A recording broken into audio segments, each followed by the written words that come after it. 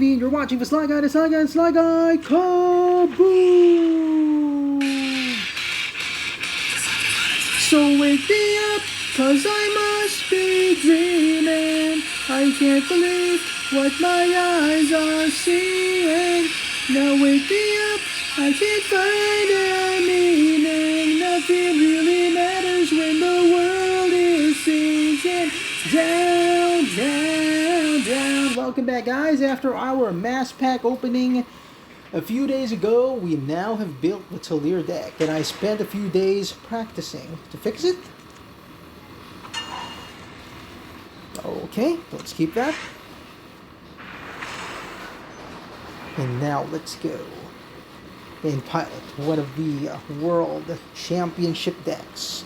The Sligh combo, a combo which uses Kairos, the Grand Champion, Ganesh, the Desert Prince, Grodov's Burden, and a whole host of other combos to mess with your opponent's strategy. Oh yes. So let's see what it does. Yet, of course, in the news, Tolarian Community College's professor made a video about wanting to end the reserve list from Magic the Gathering. Now, the reserve list is a list of cards that Wizards of the Coast has promised not to reprint at all.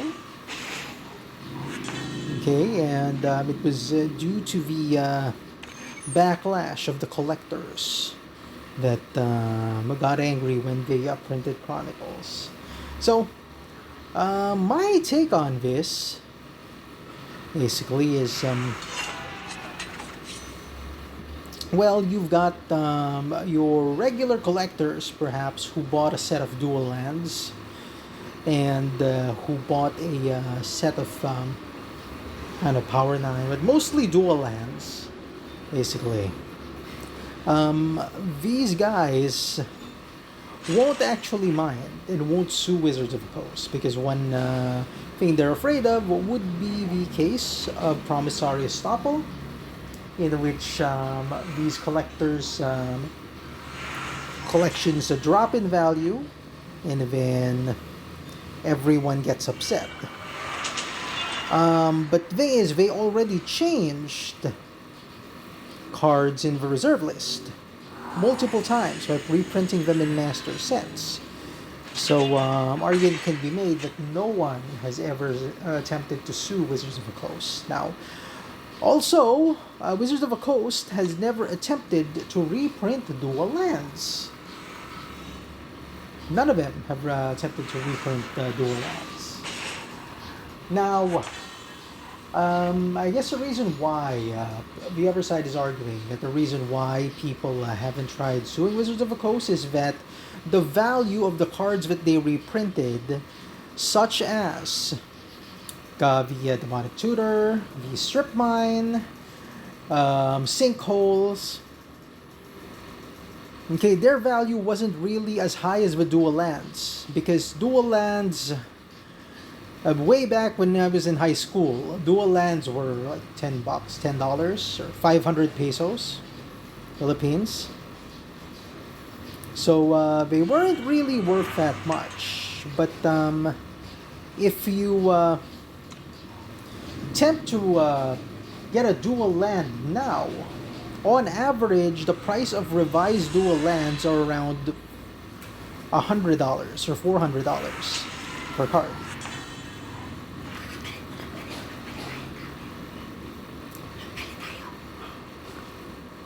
Okay, so now one major problem there is that is not the regular collector who bought a bunch of revised dual lands, like a playset of each revised dual lands, because then they love the cards, regardless of whether the value goes up or down. They won't care. They're not gonna sell it all automatically, even if the prices tank. The major issue would be the Magic Finance investors, the investors who have invested in these dual lands, who bought like literally hundreds of these dual lands. So basically what they did, they sold property, they invested money in it, and they expect the value to increase. Now, If you reprint these set dual lands, Revise is going to take a major hit. Because even though people who get the newer versions of the dual lands decide to get the newer version of the dual lands, so want to get the Type 1 versions or the original versions, then what's going to happen is they're going to get the unlimited version. They're going to get the alpha beta ones. No one would like the revised versions of the dual lands.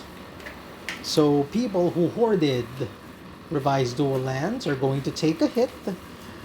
The value of their dual lands, well, they won't necessarily drop, but they will not appreciate anymore due to the lack of demand.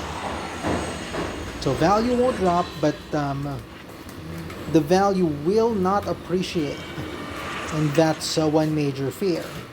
And even though Mark Rosewater wants to remove the reserve list, Hasbro does not want it removed. Wizard of the Coast doesn't want it removed because their lawyers know that these Magic finance people who have the means and the money to go after Wizards of the Coast will sue them. And believe me, these guys have the means, they have the money, they will sue the pants off Wizards of the Coast. Now, with revenue doing well, Wizards of the Coast earning almost $500 million just in this fiscal year, I doubt it if they'd like hundreds or dozens of lawsuits. It's basically not. It's not very. It's not going to be really good for them. It's a waste of time, and it's not very cost effective for Wizards of the Coast. Which is why, if they do remove, even if they do decide to remove it, it'll take a very long time to do it. So, what to do with a reserve list? What's the middle ground? Like, what's the win-win scenario or win-win situation for Wizards of the Coast? And for the players who want to experience some power of classic dual lands. Well, yep, see, he gave up because he knows what's coming next. So, basically, what they can do, okay, since technically you won't be reprinting them, Arena has a historic mode. MTG Arena is trying to compete with other card games like Eternal, but all they have are their newer cards. So Eternal will always have an edge over them because Eternal has Legacy, it has Classic, it has every single card it had from the very beginning, while Magic's Online Arena only has cards from Dominaria going forward. You just have a new cards. So you don't have the cards that made Magic Magic. So my suggestion, okay, you have a historic format, release the duels, the Power 9, everything in historic. And these will be arena only sets. Do not reprint paper cards, because collectors will continue to keep their cards. Okay, even though people who play paper Magic will continue buying them from sellers and collectors, distributors, whatever. And then the rest of the people who cannot afford the cards, okay, will play them in a historic format in Arena. You can get them through packs. You can make like an Arena Masters with packs, which has your well, duels are fine. Dark Ritual if not expensive. I wouldn't go as far as reprinting Power 9 like Black Lotus, Time Walk. I mean, yeah, that'd just break the game even. But, you know, duels. Just dual lands. Hymn to Torak, Hypnotic Spectre, Urnam Jin, Armageddon. You know, the classic cards. The iconic cards that we knew Magic the Gathering for. Birds of Paradise, Armageddon, Wrath of God, the original, the OG cards, so that new players will get to feel what it's like to play with power cards. I mean, literally, if you release an arena-only set, you're not reprinting anything. It's digital. They can't sell the cards, they can't do anything. It's digital, it's available for everyone to use, and there's no reason that they can't do this. I mean, no one's gonna sue Wizards of the Coast for, oh, you reprinted the cards online in this game and it's ruining the value of them. It's not, because the people who are gonna be playing with these cards can't afford them anyway in the first place. So, yeah, it'll just allow them to have access to it, allow them to experience it. Imagine being able to use your old duels. Imagine being able to get them online in Arena, playing online, right? Even though Arena is only available per PC and not available for mobile yet, which is why Eternal has an edge over it. I mean, because if Magic really wants to compete, it has to step up. It really has to step up. And if it doesn't step up, then that's going to be a really huge problem. What's this? Sacrifice unit, curse powers. I know that thing. Yuck. Hate that thing. Banish it. Kaboink. Sorry. So that's just my 2 cents. Because you've got the professor from Tulare Community College saying that the reserve should be abolished. You have other people who saying that they can't due to legal issues. Then, yeah, just make them available in Arena. As simple as that. Make them available online. Digital copies. Well, it'll upset the people playing MTG Online, but MTG Online is dead anyway. I mean, I don't know anybody else playing MTG Online.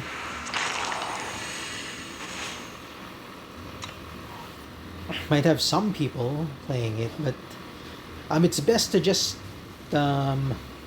consolidate everything. I mean, you can't have online and then you have Arena when both of them are available for PC. It makes it kind of redundant. A little bit too redundant unless they make Arena available for mobile. In which case, it will have to compete with Hearthstone and Runeterra and Eternal. And Eternal is vastly superior to it right now. Oh, hold on. I'm gonna need more land soon. So there you have it. Just my 2 cents on that thing about the reserve list. I mean, yes, bring back staples, bring back duels, bring back the dark rituals, the hypnotic specters, the Bloom decks, the academy, the everything. Let the new players experience Magic's past. I mean, let it be a story mode game where they get to play the most powerful, the most iconic decks ever. Starting from Channel Fireball, starting from Rack Balance. I mean, the new players will definitely appreciate it and will have a better understanding of Magic the Gathering's past, because if you just have your standard cards, your standard decks with your really expensive Bone Crusher Giants and Shocks instead of Lightning Bolts, then right, people won't actually be able to appreciate it that much. I mean, people won't know the true value of a Magic the Gathering set.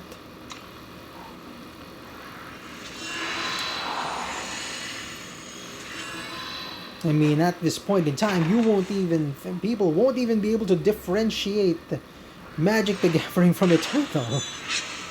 They're gonna go like, oh, what's this? This is an Eternal knockoff. They have cards just like Eternal.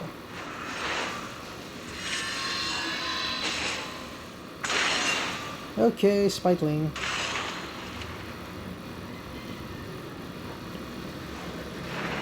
Gonna need to go off pretty soon. And I gain free life. Yeah, when he sacrifices again. Yeah, fine. No, he's not a flyer.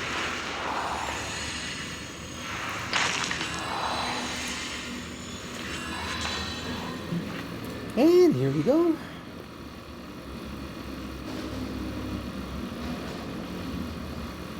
See what to do. What? Another Ubsat. Ubsat.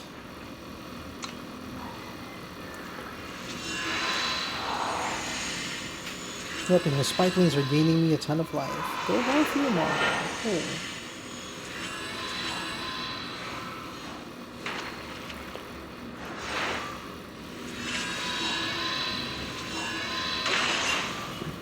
Yep, sacrificing the unit.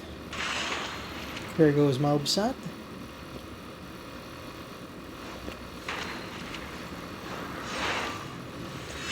Sacrificing another unit. There goes another Ubsat. And he has that burger. Oh no. Strange burger. Sacrificing another unit. And he's cleaned my board. I'm gonna have to get a playset of these for my Vox deck. And here comes the damage.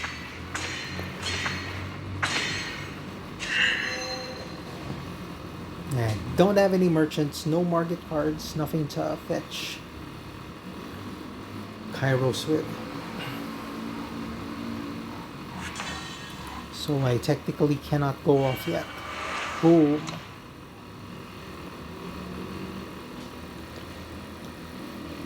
Anyway, I shared a link, petition to remove the reserve list.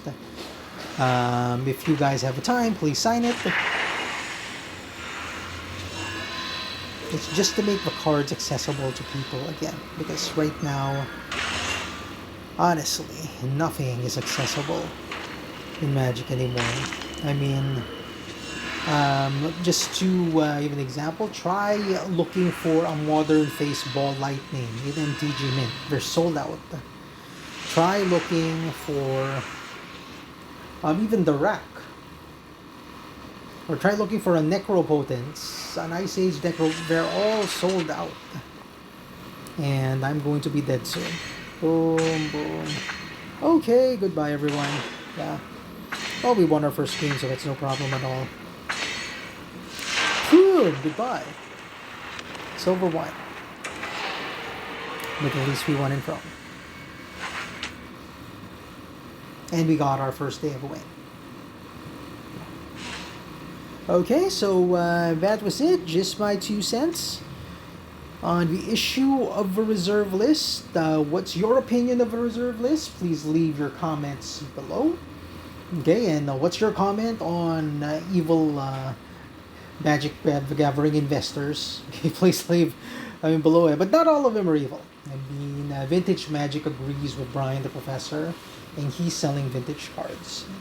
So, he also agrees that the value of the overall cards will increase. Okay, but of course, the one thing we have to look out for are the other evil investors, the ones that have the power to sue Wizards of the Coast. These are the ones that are holding back the reprint. But yeah, if you don't want to reprint it in paper, make it available for Arena, so everyone will be able to enjoy it. So I hope you guys had a wonderful day. Please do take care.